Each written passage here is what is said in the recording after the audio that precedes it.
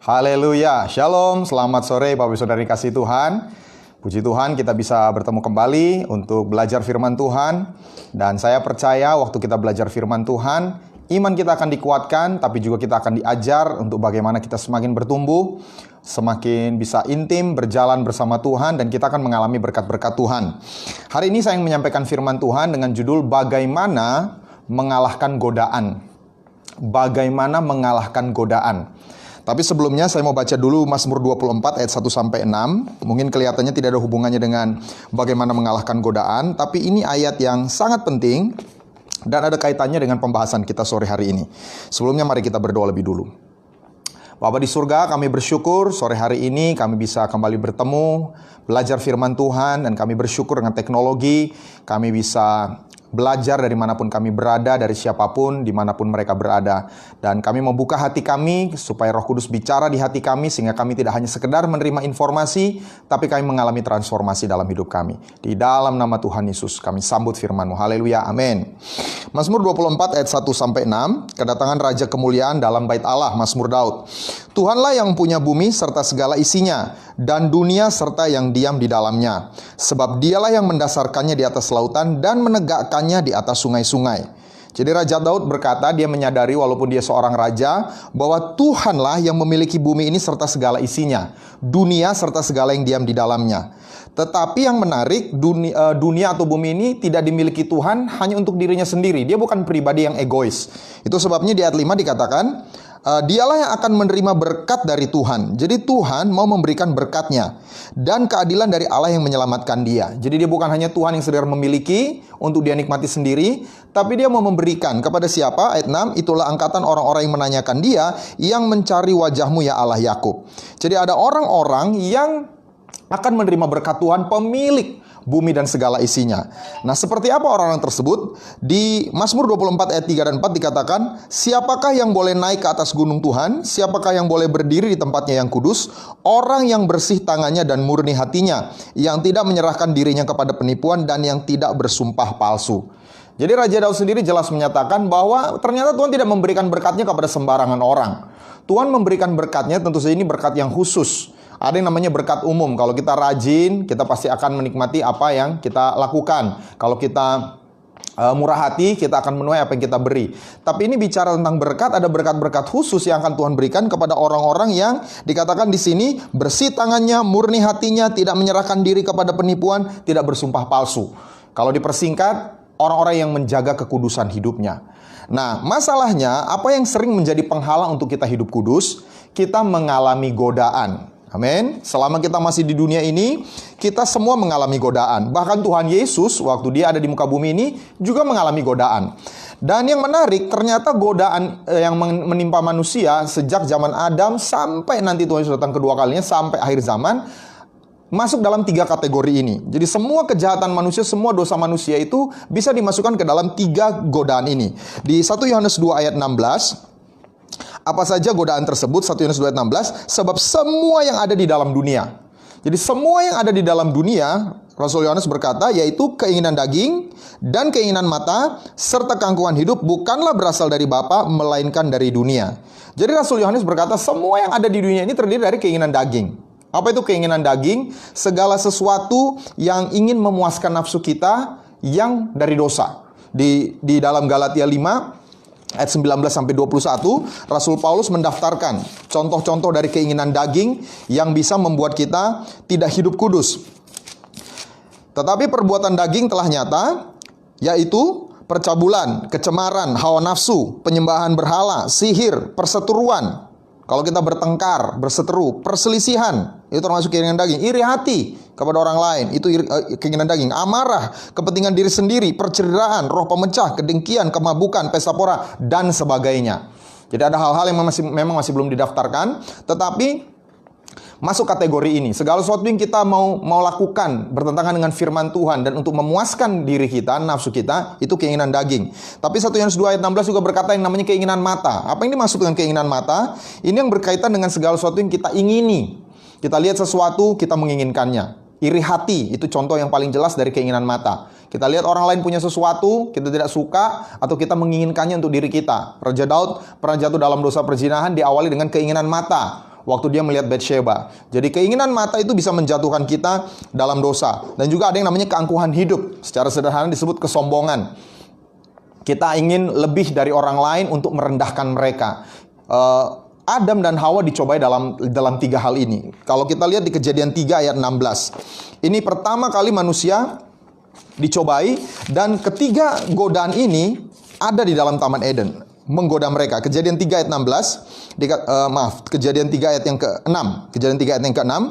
Perempuan itu melihat bahwa buah pohon itu baik untuk dimakan. Jadi yang pertama, buah pohon itu baik untuk dimakan. Ini bicara tentang keinginan daging. Dan sedap kelihatannya. Itu bicara keinginan mata. Lagi pula pohon itu menarik hati karena memberi pengertian. Kenapa mereka mau mempunyai pengertian? Ayat sebelumnya berkata, kamu akan mengetahui iblis berkata, kamu akan menjadi seperti Allah, tahu tentang yang baik dan yang jahat. Jadi mereka mau, waktu mereka sudah makan buah itu, mereka menjadi sama seperti Allah. Mereka ingin meninggikan diri, mereka ingin sombong seperti Lucifer yang kemudian jatuh menjadi setan. Jadi dari awal, sejak manusia diciptakan, keinginan daging, keinginan mata, dan keangkuhan hidup itu menggoda. Dan Adam kalah, Adam dan Hawa kalah. Tapi puji Tuhan, dalam rencana penebusannya, Tuhan Yesus datang ke muka bumi dan digoda juga dalam 3 keinginan yang sama. Di Lukas pasal 4, di pencobaan di padang gurun, Lukas pasal 4 ayat 1 sampai ayat 13, Tuhan Yesus dicobai 3 kali. Yang pertama, iblis berkata ayat 3, jikalau engkau anak Allah, suruhlah berubahlah batu ini menjadi roti. Jadi selama 40 hari Tuhan Yesus tidak makan, dia lapar, lalu setan suruh ubahlah batu ini jadi roti. Itu bicara tentang apa? Keinginan daging. Dan Tuhan Yesus menjawab, manusia hidup bukan dari roti saja. Lalu kemudian dicoba yang kedua. Di ayat yang kelima, iblis memperlihatkan kepadanya kerajaan dunia. Jadi dia melihat, Tuhan Yesus melihat dengan matanya. Kau tidak perlu mati di kayu salib untuk memperoleh ini semua. Kau cukup menyembah aku, maka semua ini aku memberikan kepadamu. Tapi Yesus berkata, hanya kepada Tuhan Allahmu saja engkau menyembah. Lalu kemudian Tuhan Yesus dibawa ke hubungan bait Allah. Jika engkau anak Allah, loncat, nanti malaikat akan menatang engkau, dan semua orang akan melihat engkau. Ini bicara apa? Keangkuhan hidup. Jadi sekali lagi, setan menggoda kita dalam 3 hal ini. Nah, bagaimana caranya kita bisa menang melawan godaan? Ini yang saya ingin bagikan hari ini sebagai poin utama saya. Kita bisa menang, ada 5 hal yang harus kita lakukan secara bersamaan. Kita harus melawan semua godaan itu pertama dengan keinginan kita. Keinginan kita harus selalu mau hidup jujur, mau hidup kudus, mau hidup menang dari dosa. Harus ada kemauan untuk hidup benar di hadapan Tuhan. Dan Tuhan Yesus tunjukkan lewat keinginannya. Dalam Injil dikatakan Tuhan Yesus, makananku ialah melakukan kehendak Bapa. Jadi kehendak Bapa itu yang menjadi kehendaknya. Di 1 Korintus 10 ayat 13, Alkitab berkata bahwa pencobaan-pencobaan yang kita alami itu pencobaan-pencobaan biasa yang tidak melebihi kekuatan manusia. Sebab Allah setia, dan karena itu Ia tidak akan membiarkan kamu dicobai melampaui kekuatanmu. Jadi semua pencobaan, semua godaan itu sebenarnya tidak melampaui kekuatan kita. Kalau saya beri ilustrasi, petinju kelas berat lawan misalnya petinju kelas ringan.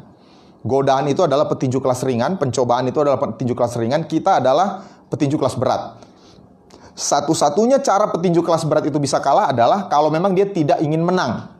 Kalau dia tidak ingin menang, dia pasti kalah. Sama, kalau memang dari kita belum ada kemauan, maka godaan sekecil apapun bisa membuat kita jatuh dalam dosa. Sebaliknya, waktu kita punya kemauan Tuhan, saya mau hidup kudus, saya mau hidup jujur, saya mau hidup benar, saya mau lepas dari keterikatan dosa, maka kita bisa mengalahkan godaan. Lalu yang kedua, berkaitan dengan pikiran, kita harus tahu apa kata firman Tuhan tentang godaan itu. Kita harus tahu apa kata firman Tuhan tentang godaan tersebut. Kenapa? Karena kalau kita tidak punya pengetahuannya, kita tidak punya kekuatan untuk menolaknya. Kita tidak punya iman untuk menolak godaan. Sebab Alkitab berkata, iman timbul dari pendengaran, pendengaran akan firman. Kalau kita punya firman, kita akan punya kekuatan untuk menolaknya. Di Mazmur 119 ayat 9 dan 10. Mazmur 119 ayat 9 dan 10, sejak dulu Tuhan sudah memberitahu bagaimana caranya agar kita bisa menang terhadap godaan. Mazmur 119 ayat 9. Dengan apakah seorang muda mempertahankan kelakuannya bersih? Ini bukan hanya untuk orang muda, tapi semua orang kalau mempertahankan kelakuan bersih dengan menjaganya sesuai dengan firman-Mu. Dengan segenap hatiku aku mencari Engkau, jangan biarkan aku menyimpang dari perintah-perintah-Mu. Ayat 11, dalam hatiku aku menyimpan janji-Mu supaya aku jangan berdosa terhadap Engkau. Jadi waktu kita mau menyimpan janji Tuhan, firman Tuhan dalam hati kita, waktu kita menjaga kelakuan kita sesuai firman Tuhan, maka kita tidak akan berdosa. Jadi yang kedua, kita harus tahu apa kata firman Tuhan. Itu sebabnya kita perlu baca firman Tuhan. Kita perlu mendengar firman Tuhan. Kita perlu tahu apa kata firman tentang hal-hal dalam hidup kita. Lalu yang ketiga, kita harus jaga perasaan kita. Jadi kalau perhatikan, yang pertama keinginan, kedua itu pikiran, ketiga perasaan, ini bicara jiwa kita. Kita harus bersihkan perasaan kita dari hal-hal yang bersifat kepentingan duniawi. Di Lukas 21 ayat 39, ini ayat tentang akhir zaman. Kita sekarang ada di akhir dari akhir zaman. Jadi ayat ini sangat relevan dengan kondisi kita sekarang. Maaf, Lukas 21.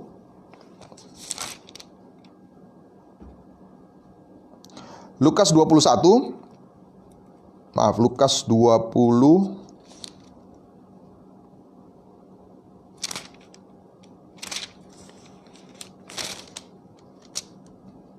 Ayat 34, bukan 39. Lukas 21 ayat 34. Jagalah dirimu supaya hatimu jangan sarat oleh pesta pora dan kemabukan, serta kepentingan-kepentingan duniawi, supaya hari Tuhan jangan dengan tiba-tiba jatuh ke atas dirimu seperti suatu jerat. Jadi Alkitab itu jelas menyatakan kenapa semua nubuat, kitab Wahyu itu ditulis, supaya hari Tuhan itu jangan tiba-tiba jatuh ke atas diri kita seperti suatu jerat. Kaget, tidak menduga. Jadi nubuat atau kitab Wahyu itu ditulis bukan untuk menakut-nakuti kita, tapi untuk menjadi peringatan bagi kita. Nah, peringatannya itu apa? Supaya di zaman seperti sekarang, jangan hati kita itu syarat oleh pesta pora dan kemabukan serta kepentingan duniawi. Jadi godaan itu memang datang dari luar. Tapi kalau ada receiver, ada antenanya di dalam, maka kita pasti akan jatuh dalam dosa. Sebaliknya, kalaupun ada banyak sinyal buruk dari luar, ada godaan, ada cemoohan, ada cacian dari orang, tapi kalau receivernya, antenanya di dalam itu di shutdown, mati, kita bersihkan, maka itu tidak akan berpengaruh. Itu yang maksudnya Tuhan ingatkan. Itu sebabnya juga kita belajar tentang akhir zaman itu bukan hanya sekedar untuk jadi pengetahuan. Oh, ini tanda-tanda menjelang kedatangan Tuhan. Tapi meanwhile itu juga proses supaya kita bersihkan hidup kita. Perasaan kita ini tidak syarat, tidak cenderung, tidak condong kepada hal-hal duniawi. Saya tidak bilang bahwa kita tidak bisa menikmati apa yang Tuhan berikan, tapi kita harus pastikan hati kita itu tidak syarat sama kepentingan duniawi. Seharusnya syarat dengan kepentingan sorgawi. Lalu yang berikutnya ini bicara tentang roh kita. Tadi yang ketiga, yang pertama bicara tentang jiwa kita. Kalau kita mau mengalahkan godaan, kita harus all out. Pikiran kita, kehendak kita, dan perasaan kita harus all out melawan godaan. Tapi yang keempat, kita perlu berdoa. Kita perlu berdoa. Di Matius 26 ayat 41 dikatakan, berjaga-jagalah dan berdoalah supaya kamu jangan jatuh ke dalam pencobaan. Roh memang penurut, tetapi daging lemah. Jadi bagaimana supaya roh kita itu lebih kuat dari daging kita? Kita harus berdoa. Waktu kita berdoa, roh kita menjadi kuat. Sehingga kalau daging kita mau sesuatu, roh kita yang akan menang. Jadi berdoa itu penting untuk mengalahkan godaan. Gembala saya berkata, orang yang banyak berdoa tidak akan berdosa. Orang yang banyak berdosa biasanya jarang berdoa. Jadi saudara yang pilih. Kalau saudara mau berhenti dari dosa, perbanyak doa. Amin. Lalu yang kelima, yang terakhir, secara fisik, secara tubuh, kita harus lari. Harus menghindar. Jadi tidak ada gunanya juga jiwa kita mau hidup benar, mau hidup bersih, kita berdoa, tapi kita tetap nongkrong dengan orang-orang yang ikut berdosa. Kita tetap bergaul dengan orang-orang yang menggoda kita berdosa. Alkitab berkata pergaulan buruk merusak kebiasaan yang baik. Jadi secara fisik kita juga harus menghindar atau lari dari lingkungan yang menggoda kita. 1 Korintus 16. 1 Korintus 6 ayat 18. 1 Korintus 6 ayat 18 berkata, jauhkanlah dirimu dari percabulan. Setiap dosa lain yang dilakukan manusia terjadi di luar dirinya, tetapi orang yang melakukan percabulan berdosa terhadap dirinya sendiri. Jadi ini maksudnya bukan hanya dari percabulan jauhkan, tapi bicara tentang caranya. Kalau kita mau menang dari percabulan, jauhkan diri dari percabulan. Kalau kita mau menang terhadap iri hati, jauhkan diri dari orang yang suka iri hati. Kalau kita mau menang terhadap gosip, jauhkan diri dari orang yang suka gosip. Dalam bahasa aslinya, bahasa Yunani, jauhkan diri ini artinya mencari tempat aman dengan cara terbang. Jadi flee Fly to find a safety place. Jadi terbang, lari secepat-cepatnya untuk cari tempat yang aman. Tempat yang aman dari mana? Dari sumber-sumber tersebut. Jadi perhatikan lingkungan kita. Kalau ada peluang atau pintu yang kita buka, tutup pintu itu, lari, tinggalkan. Kalau ada teman-teman yang membuat kita tergoda jatuh dalam dosa, putuskan hubungan dengan mereka. Saya harus bicara tegas, ini sudah akhir zaman. Yang fasik akan makin fasik, yang saleh, yang kudus akan makin kudus. Tidak ada zona netral. Kita cuma pilih. Kita harus pilih, cuma 2 pilihan. Kita cuma diberikan 2 pilihan. Itu sebabnya melalui firman Tuhan hari ini, kalau kita mau naik ke Gunung Kudus Tuhan, kalau kita mau mengalami berkat Tuhan, berkat khusus Tuhan, pewahyuan, keintiman dengan Dia, kita harus menang melawan godaan. Saya tidak tahu apa godaan yang mengikat kita, masing-masing berbeda-beda. Ada yang terikat dengan keinginan daging, ada yang terikat dengan keinginan mata, ada yang terikat dengan keangkuhan hidup. Tapi saya berdoa supaya firman Tuhan hari ini kita bisa menang. Pertama, kita harus punya keinginan untuk menang. Yang kedua, kita harus isi pikiran kita dengan firman. Kita harus tahu apa kata firman Tuhan tentang godaan tersebut. Yang ketiga, bersihkan perasaan kita dari semua kepentingan duniawi, dari keinginan-keinginan duniawi. Yang keempat, perbanyak berdoa supaya roh kita kuat melawan godaan daging. Dan yang kelima, lari, menghindar dari orang-orang yang selalu membawa kita jatuh dalam dosa. Ada orang yang jatuh dalam dosa dengan lewat internet, lewat media sosial. Cut off dulu. Saya selalu sarankan kepada orang-orang yang saya layani, kalau kamu jatuh lewat orang tertentu yang selalu kontak kamu lewat handphone, delete kontak dia. Jangan menganggap diri kuat. Ya, saya berdoa supaya kita serius. Kenapa? Tuhan Yesus mau datang. Mari kuduskan diri kita, supaya kita sebagai mempelai Kristus layak, tak bercacat. Tapi lebih dari itu, sebelum kedatangan Tuhan Yesus pun kita mau intim dengan Tuhan. Kita mau naik ke gunung Tuhan. Kita mau berdiri di tempat kudus. Caranya kita harus jaga kekudusan hari demi hari. Amin. Mari kita berdoa. Haleluya. Bapa di surga, terima kasih sore hari ini kami bisa merenungkan firman Tuhan tentang naik ke gunung kudus Tuhan. Dan kami perlu mengalahkan semua godaan dalam hidup kami. Hamba mau berdoa untuk Bapak Saudara yang saat ini mendengar secara streaming, live, tapi juga yang mendengar recordingnya. Hamba mau berdoa Tuhan supaya kami punya keinginan yang kuat untuk menang melawan semua godaan dalam hidup kami. Berapa banyak di antara Bapak Saudara berkata, ya saya mau ambil keputusan, hari ini saya mau menang terhadap godaan yang selama ini membuat saya jauh dari Tuhan. Apapun itu, ada yang terikat karena pornografi, ada yang terikat iri hati, gosip, ada yang terikat dengan marah, dendam, apapun itu. Mari sekarang kita bereskan, kita mau lawan itu. Supaya kita menang seperti Yesus menang. Kita mau isi pikiran kita dengan firman Tuhan. Dan saya percaya ada berkat Tuhan yang khusus yang Tuhan sudah siapkan untuk kita alami. Waktu kita menang, mengalahkan godaan yang mungkin selama bertahun-tahun mengalahkan kita. Ini harinya kita menang. Ini saatnya kita menang. Puji Tuhan. Dan saya percaya kekuatan itu datang dari Yesus yang diam di dalam diri kita. Dan saat ini saya mau beri kesempatan. Kalau ada di antara pendengar yang sampai saat ini kau belum yakin Tuhan Yesus ada dalam hatimu. Dia mau berikan berkat keselamatan. Kalau kau berkata, saya orangnya, saya mau menerima Yesus dalam hati saya. Saudara bisa angkat tangan dimanapun kau berada saat ini. 1, 2, 3, angkat tanganmu kepada Tuhan. Sebagai tanda kau mau mengundang Dia dalam hatimu. Saudara bisa ikuti doa saya. Katakan, Tuhan Yesus, sore hari ini, aku membuka hatiku, aku mengundang Engkau masuk dalam hatiku sebagai Tuhan dan Juru Selamatku. Ampunilah semua dosaku. Sucikanlah hatiku. Aku berjanji akan setia mengikuti Engkau seumur hidupku.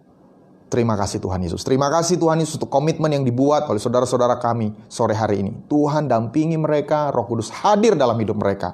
Menolong menguatkan mereka melawan semua godaan. Tapi juga menolong menguatkan mereka melewati semua pergumulan yang ada. Bapa, hamba-Mu juga berdoa. Kalau ada di antara Bapak Saudara yang sedang sakit, taruh tangan kananmu di bagian yang sakit. Kita bersepakat saat ini. Walaupun kita jaraknya berjauhan, mungkin di waktu-waktu yang akan datang Bapak Saudara baru dengar video ini, terima dengan iman. Dalam nama Tuhan Yesus, hamba berkata saat ini Tuhan, oleh bilur-bilur Yesus kami semua sudah sembuh. Karena itu hamba berkata, aku berkata kepada semua organ tubuh yang sakit, dengar firman Tuhan, oleh bilur-bilur Yesus kau sembuh sekarang. Nah, saudara yang sudah didoakan, mulai ambil tindakan iman. Kalau sebelumnya saudara nggak bisa gerakkan tangan, mulai gerakkan tangan saudara. Kalau sebelumnya saudara nggak bisa gerakkan kaki, saudara mulai gerakkan kaki, saudara gerakkan leher. Ambil tindakan iman. Bukti kita beriman dengan doa, dengan Dan firman Tuhan adalah kita ambil tindakan iman.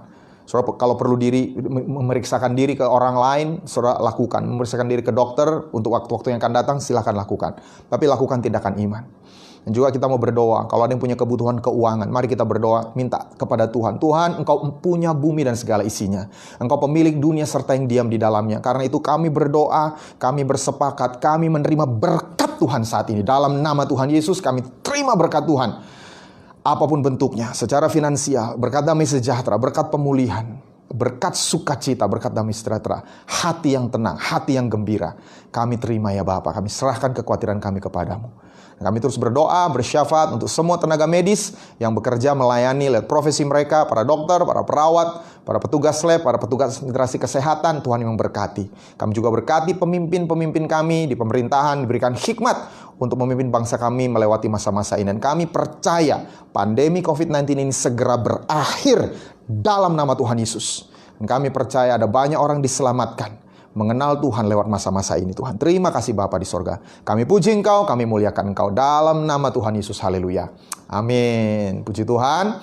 Terima kasih Bapak Saudara yang sudah mendengarkan secara live dan juga di waktu yang datang yang mendengarkan recordingnya. Terima kasih untuk kesabarannya dan juga untuk waktunya. Kalau Bapak Saudara diberkati, Bapak Saudara bisa share ini ke orang lain, bisa share, bisa like. Nanti kami akan upload di YouTube. Bapak Saudara bisa share, bisa subscribe, bisa like, supaya firman Tuhan ini bisa menjadi berkat kepada lebih banyak orang. Terima kasih, Tuhan Yesus berkati. Shalom.